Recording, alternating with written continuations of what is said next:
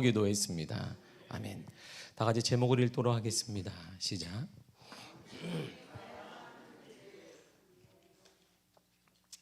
우리 사회는 언제부터인가 적폐라는 말이 유행이 되었습니다. 개인적으로는 적폐청산이란 이름으로 정치보복으로 느껴지는 역사의 악순환이 이번에는 끊어지기를 간절히 바랍니다. 우리나라의 역사는 대통령 선거를 기점으로 적지 않은 적폐청산이 이루어져 왔습니다. 그래서 대통령에서 물려난 대부분의 전임 대통령들의 말로가 비참한 것이 우리나라의 현실입니다. 이번엔 이런 모습이 더 이상 반복되지 않았으면 좋겠습니다. 그리고 이런 비참하고 어두운 모습이 우리 다음 세대들에게만 물려지지 않았으면 하는 바람입니다. 서로 잘못이 있더라도 용서하고 관용하는 그런 너그러운 모습이 이번 정권에서는 보여지기를 간절히 바라고 있습니다. 그렇게 멋있게 퇴임한 대통령의 모습이 우리나라의 역사로 굳어지기를 간절히 바라고, 우리 다음 세대도 이야, 이렇게 멋있는 대통령이 많이 나왔구나, 이런 모습이 우리나라의 역사가 되기를 바랍니다. 이것이 국민의 마음을 하나로 묶는 대통령이 해야 될 일일 것입니다. 우리 국민들이 이번 정권을 통해 바라는 모습일 것입니다. 이 길, 관용하고 용서함의 바른 역사의 길을 보여주는 것이 5,200만 명의 대표인 대한민국 대통령이 가야 할 길이기 때문입니다. 이것은 대통령이 선택하는 것이 아닙니다. 그 길이 대통령이 가야만 하는 길이기 때문입니다. 요즘 우리나라 경제가 코로나의 영향으로 2년간 힘들었습니다. 그런데 2년이 넘도록 나름대로 버티고 있는데, 우리나라가 아닌 전혀 엉뚱한 곳에서 전쟁이 남으로 해서 더욱더 우리나라 경제가 힘들어지고 있습니다. 러시아 우크라이나 침공으로 인해 더욱 어려운 경제가 우리나라가 영향을 받고 있습니다. 푸틴 러시아 대통령의 우크라이나 침공에 전 세계인들은 금세 점령당할 것이라고 생각했습니다. 그도 아마 그렇게 생각했을 것입니다. 사람들이 이런 생각을 하게 된 원인은 2019년에 우크라이나의 6대 대통령으로서 당선된 젤렌스키 대통령 때문일 것입니다. 그는 정치와 무관한 사람입니다. 정치를 해본 적도 없는 사람입니다. 젤렌스키는 대학에서 법학을 전공했습니다. 그리고 44대 코미디언 출신 배우입니다. 인민의 종이라는 드라마에서 청렴하고 공정한 대통령 역할을 맡으며 전 국민의 인기를 그가 가져가게 되었습니다. 이것을 발판으로 삼아서 정치 경력이 전무한 그가 우크라이나의 6대 대통령이 되었습니다. 그러니까 당연히 사람들은 우크라이나가 정치를 아무것도 모르는 대통령으로 인해 금방 무너질 것이다 생각했습니다. 그가 정치를 알기나 하나, 외교를 알기나 하나, 그는 기껏 배우고 코미디언인데 할 줄 아는 게 뭐야? 국민을 웃기는 것밖에 없지 않느냐. 드라마 한 편에서 그런데 인기가 끌었고 그 인기 때문에 대통령이 된 것밖에 없는데 금방 무너질 거리라 생각했습니다. 그런데 예상과 달리 그는 미국이 마련해준 우크라이나 탈출 제안도 그는 거부했습니다. 러시아 침공에 맞서 지금도 그의 우크라이나 수도인 키이우에 남아서 국민들과 함께 하겠다며 권세를 가시하고 있습니다. 그는 자신의 한 사람의 개인으로는 우크라이나와 비교할 수 없는 군사력과 군인 등 첨단 무기를 가진 러시아의 침공이 두렵다고 그는 말했습니다. 그러나 대통령에게는 두려워할 권리가 없다라고 얘기했어요. 지금 우크라이나 국민들과 전 세계인들을 향해 참 지도자의 모습을 이 국민 배우가, 코미디언 배우가 보여주고 있습니다.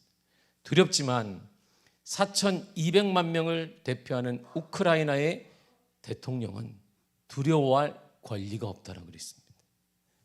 자신의 생명을 국민과 나라를 위해 바치겠다는 마음으로 나라를 지키고 있습니다. 여러분 놀랐습니까? 대단하십니까?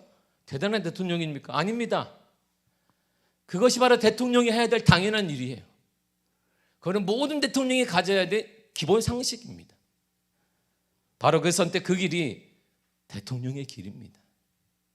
대통령이니까 그렇게 살아가야 되는 것입니다. 대통령이니까 도망가면 안 되는 것입니다. 대통령이니까 나라를 끝까지 지키는 것이고, 자신은 두렵지만 대통령이기 때문에 두려워할 권리는 없는 것입니다. 그게 그가 가야 될 길이에요. 이처럼 때로는 이해되지 않지만 자신에게 맡겨진 직분, 사명, 임무에 따라 가야만 한 길이 있습니다. 가야만 하는 꼭 그 선택이 있고 길이 있습니다. 2001년 9월 11일에 오전 8시 46분에 비행기 한 대가 미국 뉴욕의 세계 무역센터 북쪽 타워와 펑 부딪혔습니다. 그리고 사람들이 혼란을 겪고 있는데 16분 후에 이번에 또 다른 비행기가 북쪽 타워와 또 쌍둥이처럼 똑같이 생긴 남쪽 타워와 또 충돌했습니다. 이것이 우리가 말하는 9.11의 테러의 시작이었습니다. 9.11 테러로 건물이 무너지자 수많은 사람들이 살기 위해 건물 밖으로 도망쳐 나왔습니다. 미처 피하지 못했던 2,996명이 사망했고 6,000명이 넘는 사람들이 부상자가 나왔습니다. 근데 전혀 이해되지 않는 상황이 그 다음에 일어났어요. 모든 사람들이 살기 위해 건물을 뛰어나오고 울며 뛰어나오고 사랑하는 사람을 데리고 계속 뛰쳐나갔습니다.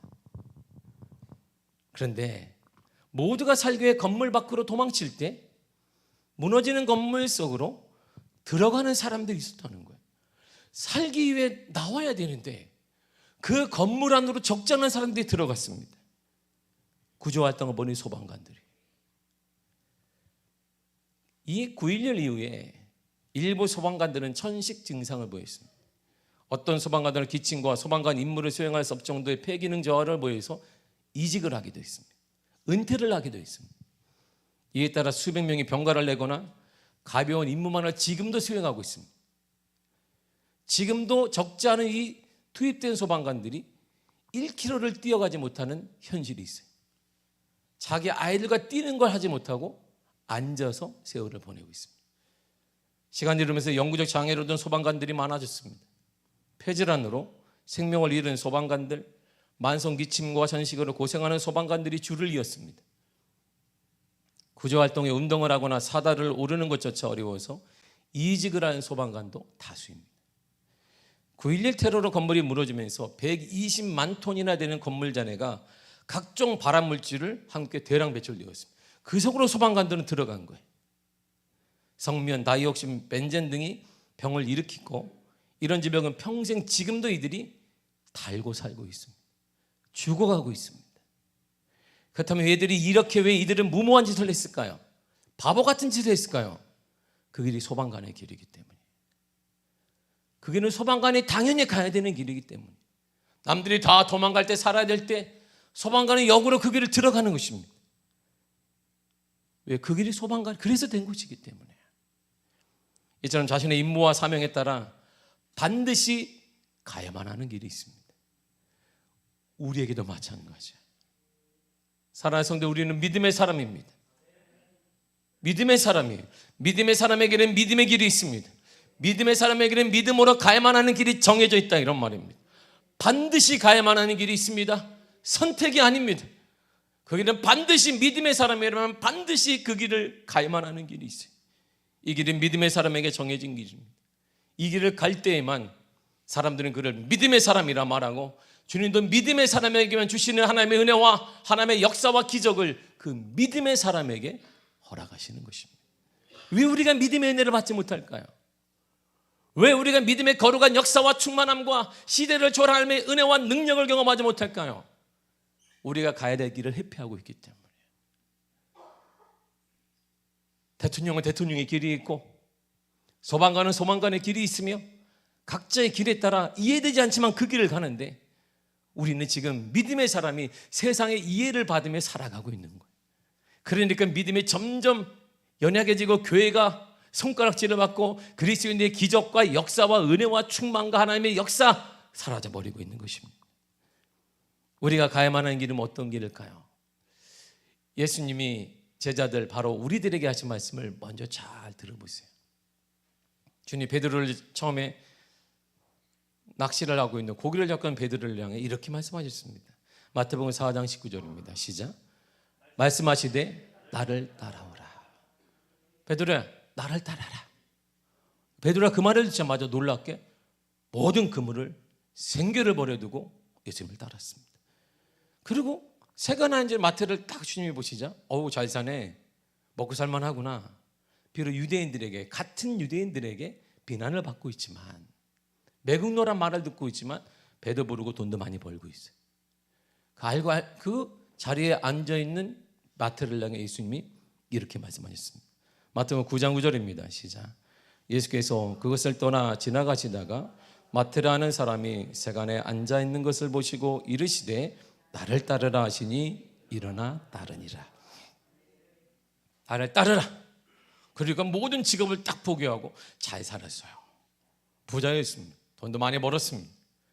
그리고 다 포기하고 따랐습니다. 이처럼 예수님이 사람들에게 나를 따르라 말씀하셨고 이에 반응한 사람들은 제자가 되었습니다. 제자가 된 자들에게 마태복음 10장 1절에 나오는 것처럼 예수님의 권능, 능력, 이 모든 것들을 그대로 제자들에게 허락해 주었습니다. 반대로 부자 청년왕 예수님은 제자들에게 하셨던 말 그대로 나를 따르라 이렇게 말씀하죠. 너도 내 제자가 되라 이런 말이야. 그러나 그 예수님의 말씀에 전혀 다르게 반응했습니다. 마가복음 10장 22절입니다. 시작. 그 사람은 제자리 재물이 많은 거로 이 말씀으로 인하여 슬픈 기색을 띠고 근심하며 가니라. 근심하며 가서 제자가 될 수 있는데, 제자가 되면 예수님의 능력과 권위와 건세 모든 걸 그대로 받을 수 있는데, 그가 누리는 것보다 큰 능력을, 누리는 것보다 위대한 것들을 받을 수 있는데 그는 자신이 가진 것 때문에 근심하며 돌아가요. 여기서 우리가 알 수 있는 것은 예수님을 따르는 그 말씀이 쉬운 것은 아니다 이런 말이에요. 뭔가 포기를 요구하는 거예요. 내려놓지 않고는 따르기가 쉽지 않은 길이다 이런 말이죠. 그런데 예수님이 결정적으로 이렇게 또 말씀하셨습니다. 누가복음 17장 27절을 보세요. 시작. 누구든지 자기 십자가를 지고 나를 따르지 않는 자도 능히 내 제자가 되지 못하리라. 아멘. 누구든지 모든 사람은 십자가를 지고 나를 따라야 돼. 십자가를 지고 따르지 않는 자는 내 제자가 되지 못해. 제자에게 나타나는 은혜, 제자만 누릴 수 있는 권능, 제자만 누릴 수 있는 시대를 초월하는 은혜, 간증, 역사 나타나지 않는 거야. 오늘 시대가 어렵습니다. 그럼 오늘 시대가 아무리 어렵다 해도 예수님의 제자에게는 시대를 초월하는 능력과 간증과 역사와 기적과 은혜와 부흥이 나타나야 되는 것입니다. 당연히 나타나야 되는 것입니다. 우리에게는 그게 없어요. 왜일까요? 제가 물어보겠습니다. 제자이십니까? 제자이십니까? 이 말이 쉬운 게 아니라는 거야. 십자가를 지고 따르지 않으면 제자가 못 된다. 참 그리스도인이 아니다. 진정한 믿음이 아니라고 하십니다. 그렇다면 왜 예수님은 영광스럽고 멋있고 존경받을 수 있는 하늘의 길을 버리시고 고난과 죽음을 상징하는 십자가의 길을 굳이 가졌을까요? 그럼 우리들에게 왜 그 길을 따라오라? 야, 영광의 길이 있다. 사람들에게 존경받는 길이 있다. 축복받는 그 길이 있다라고 말씀하셔야 되는데 그 길은 싹 감춰둔 채 십자가의 길을 따르라. 그러면 따르는 자들에게 하나님이 길을 열어주세요. 축복도 허락하시고 간증도 허락하시고 역사도 주시는. 먼저 그 길을 지었던 우리가 갈 텐데 그 길을 싹 감춰둬요. 그 십자가만 계속 강조하시는 거예요. 왜 주님이 십자가의 길을 가졌을까요? 이유는 하나입니다. 온갖 죄를 범해서 심판과 저주를 받아야 마땅한 우리들을 죄와 사망에서 구원하시기 위함입니다. 그래서 하나님의 아들 예수님은 세상에 오셔서 태어날 때부터 가난하셨어요. 하늘의 모든 걸 갖고 계신 그 예수님은 이 땅에 오셔서 태어날 때부터 가난했고 태어날 때부터 고난받으셨고 태어날 때부터 도망 다니셨습니다. 이런 처지가 어디 있어요? 태어나서 도망갔어요. 가난하신 예수님의 모습을 보세요. 누가복음 2장 6절과 7절입니다. 시작. 거기 있을 그때 해산할 날이 차서 첫 아들을 낳아 강보를 싸서 그 위에 누였으니 이는 여관에 있을 곳을 없음이러라. 아멘. 보세요. 아들을 낳았는데 말 9유통밖에 없어요. 여관에 들어갈 여분도 없어요. 아니 말 9유통에 어떻게 독생자의 주 하나님 독생자 예수 그분이 말 9유통에 주무시고 계세요. 놀 데가 없는 거예요. 지질이 가난했지. 얼마나 가난했으면, 정말 얼마나 가난했으면 병원도 아니고 태어나자마자 우리는 저기 병원에 있는 다 해주는 서비스 받아서 거기 들어가서 거기서 이게 2주간 3주간 이렇게 해야 되는데 그것도 아니고 말구유통에 누이셨어요. 그리고 예수님이 하신 일을 보세요. 놀라운 사건이 또 하나 있어요. 도망갔어요. 마태복음 2장 14절과 15절입니다. 시작. 요셉이 일어나서 밤에 아기와 그의 어머니를 데리고 애굽으로 떠나가 헤롯이 죽기까지 거기 있었으니. 말 구유통에 태어난 것도 억울한데 요셉이 헤롯을 피해 도망갔어요. 도망다녀.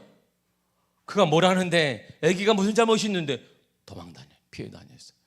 태어나서 가난하고 태어나도 도망다니는 자, 이게 예수님이었어요. 그래서 예수님은 친히 제 아들에게 이렇게 말씀하셨습니다. 내가 어떤 사람인지 아냐? 그 당신이 이렇게 선포하셨네요. 마태복음 8장 20절입니다. 시작. 예수께서 이르시되 여우도 굴이 있고 공중의 새도 거처가 있으되 인자는 머리 둘 곳이 없다 하시더라. 아멘. 내가 그래. 집 한 채가 없다. 집 한 채가 없어. 월세도 없다. 전세도 없고 내 명의로 된 게 아무것도 없다. 공중의 새도 있건만 나는 머리 둘 곳이 없다. 이게 예수님이에요. 태어날 때 가난하셨고 태어날 때부터 도망 다니셨고 태어나서도 평생 가난하셨습니다. 예수님이 이렇게 되신 이유를 성경은 정확히 이렇게 말합니다. 왜 그분이 가난했을까? 성경이 이렇게 말해요. 고린도후서 8장 9절입니다. 시작. 우리 주 예수 그리스도의 은혜를 너희가 알거니와 부요하신 이로써 너희를 위하여 가난하게 되심은 그의 가난함으로 말미암아 너희를 부요하게 하려 하심이라. 아멘. 그는 가장 부유하신 분이지. 가장 부유하신 분인데 그분이 가난하게 되신 것은 당신의 가난함으로 우리들을 부유하게 만들게 하기 위함이라는 거예요. 누군가 대가를 치러야 되니까 죄의 대가를 통해 가난하게 되었고 죄의 대가를 통해 우리가 죄진 바 되었기 때문에 그 대가는 누군가 치러야 돼서 예수님이 대신 가난의 대가를 치름으로 우리가 부유하게 되었다 이런 말이죠. 그래서 그분은 가난하게 되셨어요. 가난해야만 됐습니다. 그분이 부유한 채로 살면 우리가 가난한 거예요. 우리를 부유하게 죄의 대가로 인해 에덴에 쫓겨났기 때문에 가난한 우리를 부유하게 만들기 위해 그분은 가난하셔야 됐어요. 태어날 때보다 가난하신 거예요. 그래서 성경은 이렇게 말합니다. 이사야 53장 5절입니다. 시작. 그가 찔림은 우리의 허물 때문이요 그가 상함은 우리의 죄악 때문이라. 그가 징계를 받음으로 우리는 평화를 누리고 그가 채찍에 맞음으로 우리는 나음을 입었도다. 아멘. 그는 찔렸다, 상했다, 징계받았다, 채찍에 맞았다. 왜냐하면 우리 허물 때문에, 우리 죄악 때문에 우리에게 평화를 주시기 위해, 우리를 낫게 하시고 치유하시기 위해서다. 그래서 주님이 이렇게 되신 거야. 주님은 그래서 가난하셔야 됐어요. 주님은 십자가에 돌아가셔야 됐어요. 그렇다면 그 모든 짐이 우리에게 왔기 때문에. 그래서 우리 찬양하는 거예요. 나는 자유하리라 비록 얽매였으나 나는 이제 돌아가리 자유 주시는 내 주님께. 그 찬양이 그런 거예요. 오 자유 오 자유 나는 자유하리라. 우린 그래 자유가 된 거야. 때가 되었을 때 예수님이 제 아들에게 십자가의 길에 대한 비밀을 딱 말씀하셨어요. 내가 이것 때문에 세상에 왔다. 내가 왜 언제 아냐? 그리고 그 비밀을 제 아들에게 말씀하셨어요. 오늘 본문의 21절을 보세요. 시작. 이때로부터 예수께서 자기가 예루살렘에 올라가 장로들과 대제사장들과 서기관들에게 많은 고난을 받고 죽임을 당하고 제3일에 살아나야 할 것을 제 아들에게 비로소 나타내시니 이제 비로소 나타내셨어요. 나 십자가를 지고 죽는다. 내가 죽어야만 한다. 근데 예수님은 십자가의 길을 가야만 했던 이유를 이미 구약에서 곳곳에서 말씀하셨습니다. 구약에서 계속 강조하셨어요. 선지자들이 계속 말했습니다. 이처럼 예수님께서 세상에 오신 이유는 딱 하나입니다. 십자가의 길을 걸어가시기 위해서요. 예수님께서 그 길을 가야만 했습니다. 주님께서 그 길을 가야만 우리가 살 수 있기 때문이에요. 우리가 구원받아 영원히 살 수 있기 때문에 그분은 그 길을 가야만 했어요. 그분은 그 길을 반드시 가야만 했습니다. 그래야 우리가 살아요. 그래서 베드로 사도가 이렇게 얘기했습니다. 베드로전서 2장 24절입니다. 시작. 친히 나무에 달려 그 담당하셨으니 이는 우리로 죄에 대하여 죽고 의에 대하여 살게 하려 하심이라. 그가 채찍에 맞음으로 너희는 나음을 얻었나니. 아멘. 그는 우리 죄를 담당해야 됐어요. 그 십자가에서 맞고 또 맞고 죽으셔야 됐습니다. 그래 우리가 나아요. 우리가 낫기 때문에 죄의 대가를 누군가 져야 되기 때문입니다. 그래서 예수님 우리들에게 다시 이렇게 말씀하세요. 그러니까 이제 너희들도 가야 될 길이 있는 거야. 24절을 보세요. 시작. 이에 예수께서 제 아들에게 이르시되 누구든지 나를 따라오려거든 자기를 부인하고 자기 십자가를 지고 나를 따를 것이니라. 아멘. 십자가를 져라. 너희들 십자가를 지고 나를 따르라. 주를 따르는 것은 십자가를 지는 것입니다. 십자가의 길을 걷는 것입니다. 십자가의 길을 가라고 하십니다. 당신이 걸으셨던 그 십자가의 길이 우리의 길이라고 하십니다. 우리가 걸어야 될 그 당연한 게 바로 십자가의 길이라는 것이, 여러분들에게 정해진 길, 저와 여러분들이 가야 될 그 길은 바로 십자가의 길 외에는 없습니다. 다른 길을 주님이 말씀하신 적이 없어요.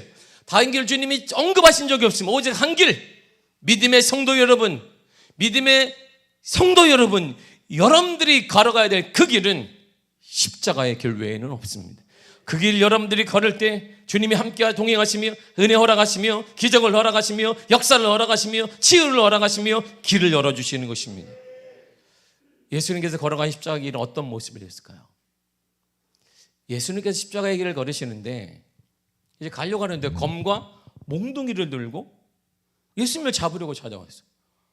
아니 십자가의 길을 걸으려고 다 마음을 먹으셨는데 이런 모습을 보고 베드로는 도저히 이해가 안 되는 거예요. 아니 내 스승님을 잡아가려고 해서 그래서 베드로가 칼을 딱 뽑았습니다. 그래서 예수님이 이렇게 말씀해요. 그래 잘했다 베드로, 네가 싹 힘은 힘으로 이기는 거야. 네 힘 최고지. 베드로가 그냥 젊을 때 보통 팔뚝이 얼마나 굵겠어요. 팔뚝이 쉽게 우리가 비유하면 늘상 우리가 농담을 하는데 마동석 팔뚝은 됐을 것 같아요. 굵고 고기를 얼마나 많이 잡았으면 어릴 때부터 그냥 팔뚝 두꺼우니까 네가 해결해라. 힘은 힘으로 이기는 거야. 그래야만 했는데 예수님이 전혀 다르게 이렇게 말씀하셨어요. 마태복음 26장 52절입니다. 시작. 예수께서 이르시되 내 칼을 도로 칼집에 꽂으라. 칼을 가지는 자는 다 칼로 망하느니라. 아멘. 세상 방법으로 하면 안 된다. 힘은 힘으로 하는 게 아니야. 십자가의 길은 그렇게 가는 게 아니야. 베드로야, 너라. 더 나아가 당신을 십자가에 못 박는 로마 군인들을 보시면서 분노와 증오와 저주를 쏟아내야 돼요. 내가 누군지 아냐?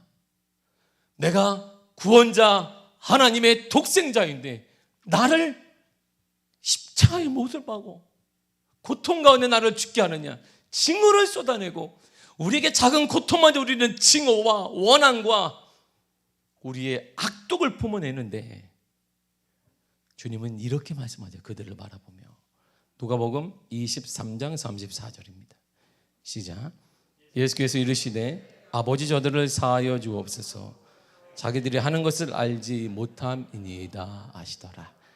하나님, 저들이 하는 일을 몰라요. 용서해 주세요. 예수님께서 걸으셨던 가야만 했던 십자가의 길은 죄악의 세력들을 처벌하고 응징하는 오늘날 소위 우리가 말하는 공의로운 판결이나 적폐청산이 아니었습니다. 예수님의 십자가의 길로 걸으시면서 나타내신 모습은 긍휼과 용서와 자비와 사랑이었어요. 모순되게 보일지 몰라도 놀라운 구원을, 은혜를 죄인 중에 죄인들에게 예수님이 베풀어 주셨습니다. 당신의 십자가에 못 박는 가장 나쁘고 못된 로마인들과 이렇게 되도록 거짓으로 꾸민 유대인들을 향해 주님은 응징한 게 아닙니다. 적폐를 도려낸 게 아닙니다. 긍휼과 용서, 자비, 사랑을 베푸셨습니다. 아버지, 저들을 사하여 주세요.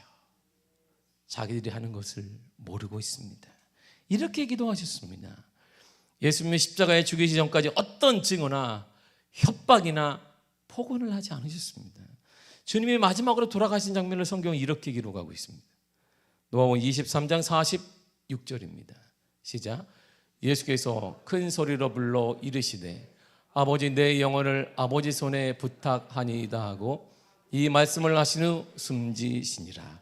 아멘. 그냥 돌아가셨어요. 당신을 가장 고통 가운데 십자가에 못 박는 그들을 향해 어떠한 증오의 메시지도, 어떠한 원하는 메시지도 주님은 내지 않았습니다. 하나님, 내 영혼을 당신에게 부탁합니다. 그리고 돌아가셨어요. 그런데요, 이런 예수님의 모습을 딱 본 백부장이 너무 큰 충격을 받은 거예요. 당연히 이럴 때는 힘 있는 자는 힘으로 복원하고 복수를 하거나 응징을 하거나, 내가 살아있거든, 영화를 보세요, 내가 죽어서라도 너희를 어쩌게 하겠다, 막 이렇게 드라마가 다 그렇게 돼 있어요. 그런데 예수님의 그 모습을 보고 예수님의 죽음에 동참했던 백부장이 큰 충격을 받았습니다. 그리고 그가 이렇게 회개의 고백을 해요. 47절입니다. 시작. 백부장이 그된 일을 보고 하나님께 영광을 돌려 이르되 이 사람은 정령 아멘.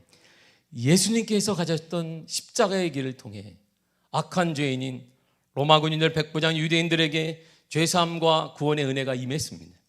예수님을 죽이는 자신들을 향해 사랑과 긍휼로 기도하신 예수님의 모습을 보며 이 모습의 모든 죄인들을 회개하며 구원의 기회를 얻을 수 있습니다.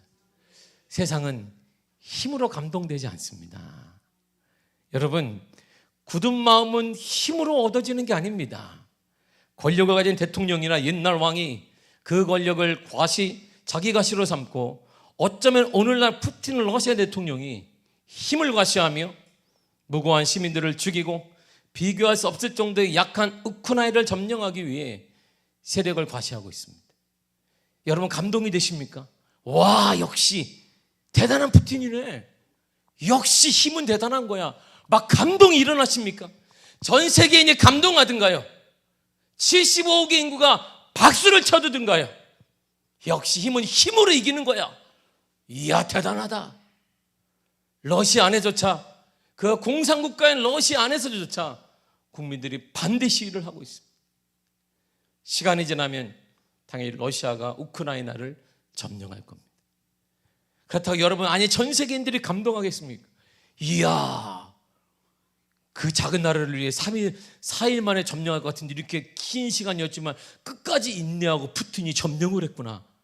무고한 시민들이 팍 죽어가는데 끔찍 안 하고 목적 달성을 위해서 어린이 암병동을 폭파하고 산모들의 병을 폭파하면서 자신의 목적을 이루게 대단한 사람이네. 이야, 이런 감동 받으셨습니까? 대단한 사람, 위대한 사람을 칭찬하시며 인정하는 사람이 있던가요? 세상은 세상의 방법으로 절대 감동하지 않습니다. 세상의 방법으로 닫힌 문이 열려지지 않아요. 이것이 역사가 주는 교훈이며 가르침입니다. 세상은 십자가의 길을 걷는 사람을 볼 때 감동하는 것입니다. 마음문이 그때 열리는 거예요. 왜 세상은 교회를 향해 냉담할까요? 왜 세상은 그리스도를 향해 냉담할까요? 그 길을 걷지 않는 거예요. 우리가 그 길을 걷고 있지 않는 거예요. 우리가 똑같이 세상의 방법으로 세상의 힘으로, 세상의 권력으로, 세상의 물질로 과시하려고 사는 거예요. 세상에 좀 더 성공하고 누구보다 좀 더 성공하는 걸 자랑하며 살기 때문에 세상은 교회를 향해 손가락질을 하고 그리스도인들을 향해 문을 닫아버린 것입니다. 감동하지 않아요. 역사가 주는 교훈을 우리는 명심해야 합니다. 역사는 반복되기 때문이에요. 그래서 주님은 우리들에게 십자가를 지고 나를 따르라고 말씀하셨습니다. 그 길만이 세상을 열 수 있는 힘이기 때문입니다. 그 길만이 우리 주님의 마음을 시원케 하는 유일한 길이기 때문이고, 그 길만이 세상을 감동시키고 세상을 변화시키는 유일한 길이기 때문입니다. 사랑하는 성도 여러분, 증오와 원망과 저주와 낙담과 불평을 이제 버리십시오. 사랑과 용서와 관용과 너그러움과 감사, 하나님의 의를 위한 고난, 희생, 섬김, 이거 십자가의 길입니다. 바로 이것이 우리가 가야만 하는 길이에요. 우리에게 정해진 길입니다. 찬송가 151장에 이런 이상 가사가 있습니다. 만왕의 왕 내 주께서 왜 고초당했나, 이 벌레 같은 난리에 그 보혈을 흘렸네. 십자가 십자가 내가 처음 볼 때 나의 맘 큰 고통 사라져. 오늘 믿고서 내는 밝았네. 참 내 기쁨 영원하도다. 주 십자가 못 박힘은 속죄함 아닌가. 그 긍휼함과 큰 은혜 말할 수 없도다. 십자가 십자가 내가 처음 볼 때 나의 마음에 큰 고통 사라져. 오늘 믿고서 내는 밝았네. 참 내 기쁨 영원하도다. 늘 울어도 그 큰 은혜 다 갚을 수 없네. 나 주님께 몸 바쳐서 주의 일 힘쓰리. 십자가 십자가 내가 처음 볼 때 나의 마음에 큰 고통 사라져. 오늘 믿고서 내는 밝았네. 참 내 기쁨 영원하도다. 십자가만이 참다운 소망입니다. 다시 한번 24절 읽겠습니다. 시작. 이에 예수께서 제 아들에게 이르시되 누구든지 나를 따라오려거든 자기를 부인하고 자기 십자가를 지고 나를 따를 것이니라. 아멘. 십자가의 길은 자기가 사랑하는 사람들과 자기가 의지하는 것들과 자기가 가장 귀하게 여기던 자기의 목숨까지 버리면서 주님을 따르는 것입니다. 또한 십자가의 길을 걸으면서 주님 때문에 욕을 먹고 핍박을 당한다면 기뻐하고 즐거워하십시오. 그것이 도리어 기쁨으로 여러분들에게 기쁨과 은혜로 돌아오게 될 것입니다. 성경은 이렇게 말합니다. 사도들이 그래서 기뻐했던 거예요. 사도행전 5장 40절과 41절입니다. 시작. 그들이 옳게 여겨 사도들을 불러들어 채찍질하며 예수 이름으로 말하는 것을 금하고 놓으니 사도들은 그 이름을 위하여 능욕받는 일에 합당한 자로 여기심을 기뻐하면서 공의 앞을 떠나니라. 채찍질하고 예수에 대해 말하지 말아 했는데 예수님 때문에 능욕받고 고통받는 것을 합당한 것으로 여겨 기뻐했더라. 세상은 이해하지 못하니까, 세상은 십자가의 길을 이해하지 못하니까 이해받을 생각을 하지 않은 거야. 그러나 그 12명의 작은 소수를 통해 전 세계 복음화가 팍 퍼지게 되었습니다. 우리의 작은 무리가 우리 속에 있는 십자가를 사모하고 십자가의 길을 걷는 여러분들의 소수를 통해 이 지역이 변화될 것이고 우리 다음 세대가 변화될 것입니다. 하나님의 은혜가 넘쳐나게 될 것이에요. 우리가 가야만 하는 길은 십자가의 길입니다. 회피하지 마십시오. 도망가지 말고 당신이 가야만 하는 그 길은 정해져 있습니다.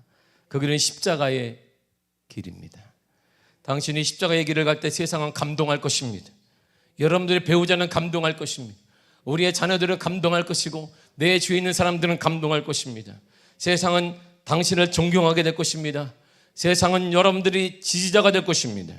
세상의 지지를 받으려고 세상의 방법과 세상의 길을 가지 말고 세상의 지지를 받기를 원한다면 십자가의 길을 가십시오. 그러면 세상이 여러분을 따라올 것입니다. 물질이 따라오고 후원자가 따라오고 가정이 화목해지고 자녀들에게 존경받고 믿음의 가정, 믿음의 가문이 될 것입니다. 사람들은 말로는 십자가를 찬양합니다. 매일같이 십자가 찬양합니다. 그러나 실제로는 싫어하며 거부합니다. 지금 우리는 시끄럽게 노래를 부릅니다. 십자가에 대한 찬양을 달달달달 외우고 있습니다. 감성적으로 십자가를 찬양하고 십자가에 대해 아는 것도 대단히 많습니다. 그러나 실제로 십자가의 길을 걷는 것은 유쾌하게 여기지 않습니다. 대놓고 싫어하거나 거부하기도 합니다. 가급적 피하려고 합니다.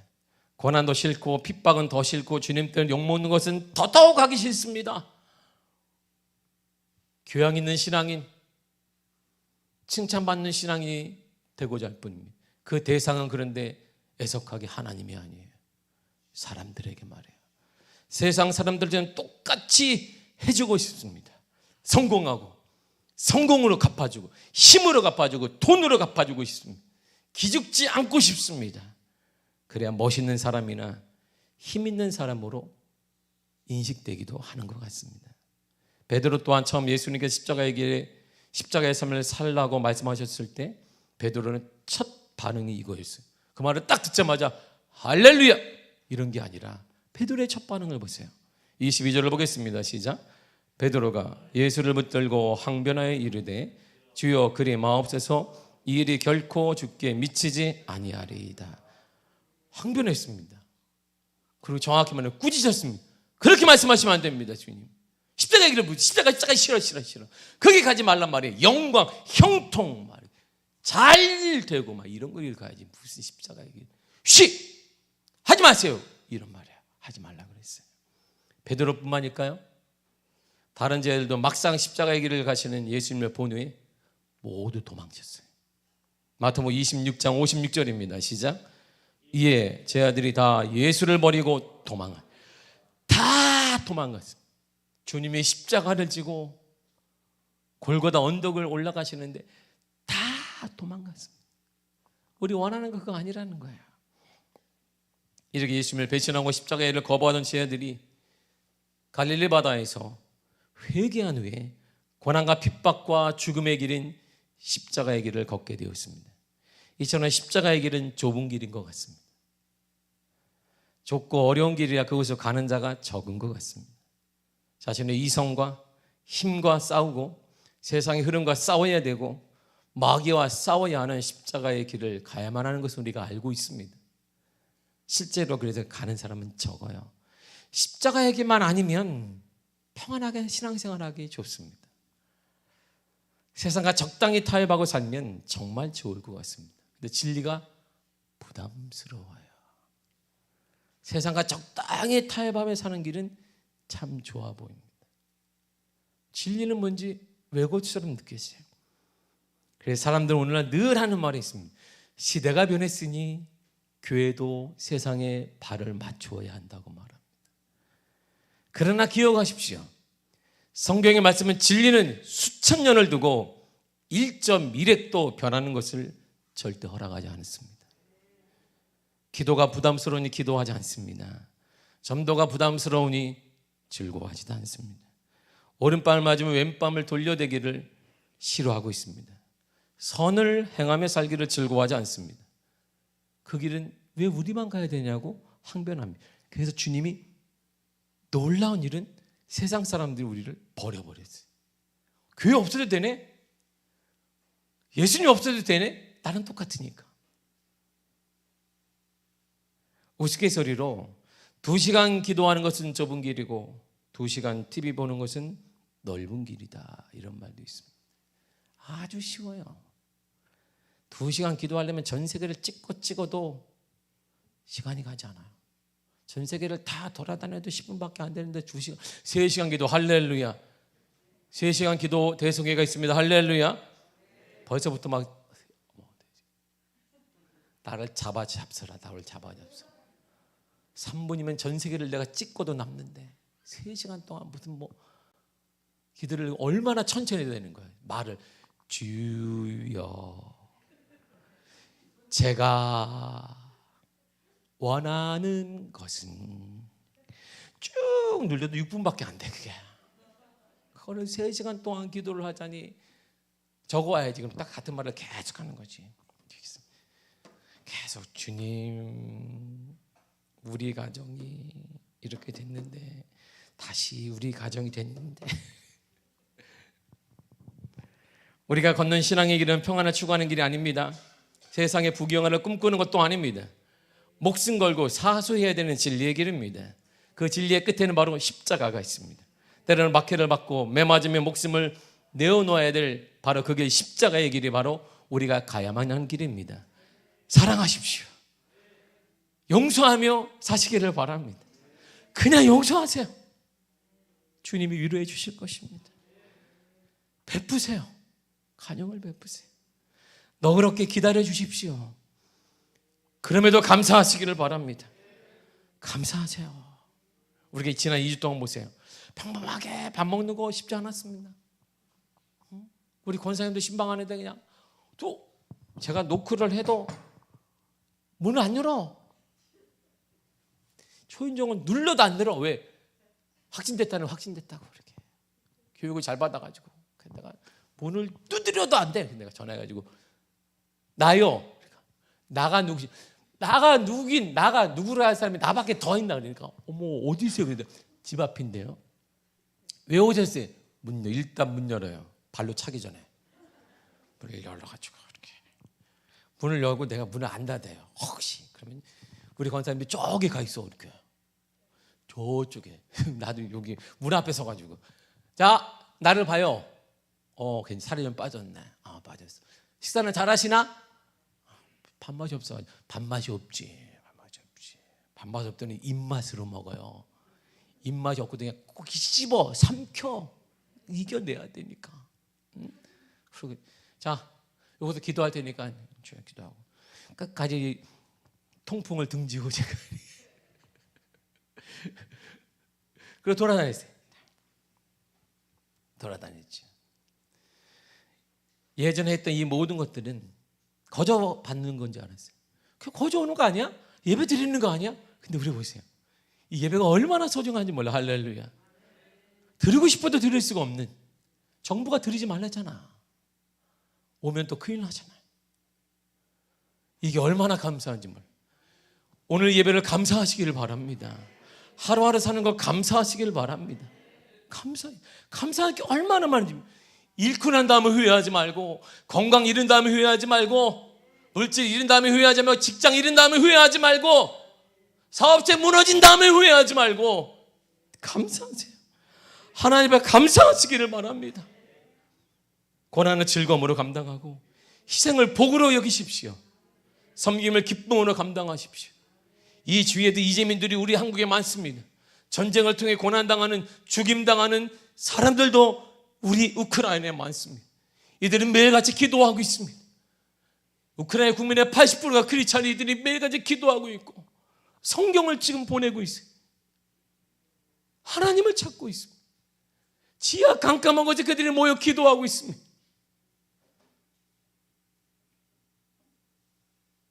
우리 자체가 얼마나 감사한지 알아야 됩니다. 우리의 삶이 얼마나 기쁨이어야 되는지 감사하십시오. 잔머리 그만 끄고 편한 기회 찾지 말고 변명과 기회를 만들지 마십시오. 어리석어요. 정말 하나님은 불쌍해 보이는 것입니다. 십자가의 길을 가십시오. 우리가 가야만 하는 길입니다. 그리고 당연히 가야 될 십자가의 길을 갈 때 하나님은 우리에게 이런 은혜를 주십니다. 히브리 12장 2절과 3절입니다. 시작. 믿음의 주여 또 온전하게 하시니 예수를 바라보자. 그는 그 앞에 있는 기쁨을 위하여 십자가를 참으사 부끄러움을 개의치 아니하시더니 하나님 보좌 우편에 앉으셨느니라. 너희가 피곤하여 낙심하지 않기 위하여 죄인들이 이같이 자기에게 거역한 일을 참으신 일을 생각하라. 아멘. 예수님을 바라보십시오. 어떤 예수님? 십자가의 길을 걷고 있는 예수님을 바라보십시오. 십자가의 길을 걸은 예수님은 마침내 하나님 우편에 보좌 앞에 앉으셨습니다. 이제 우리도 생각해야 합니다. 3절에 말하는 생각하라. 죄인을 위해 십자가의 길을 걸으신 주님을 생각하자. 우리도 예수님께서 걸으신 십자가의 길을 갈 때 하나님 보좌 앞에 나가게 될 것입니다. 하나님 우리와 함께 하실 것입니다. 임만의 복을 주실 것입니다. 영원히 함께 하시는 복을 누리게 될 것입니다. 하나님과 함께 하심으로 여러분의 그 고통과 그 눈물과 아픔을 우리 주님께서 만져주시고 치유하시며 힘을 허락하여 주실 것입니다. 그러므로 다른 길을 보지 말고 생각하지 마십시오. 우리가 가야만 하는 길은 십자가의 길입니다. 사랑하십시다. 용서하시고 희생하며 다음 세대를 희생하며 이재민과 전쟁에 고통당하는 이들을 위해 기도하며 후원하는 그런 은혜가 있기를 간절히 바랍니다. 이것이 우리가 그러한 삶을 살 때 세상은 감동할 거야. 세상은 감동하고 굳어진 세상의 마음이 교회를 향해, 예수님을 향해, 여러분들을 향해 열려질 것입니다. 그런 은혜가 여러분 삶에 나타나 간절히 축복합니다. 함께 통성으로 기도하겠습니다. 주님, 십자가의 길을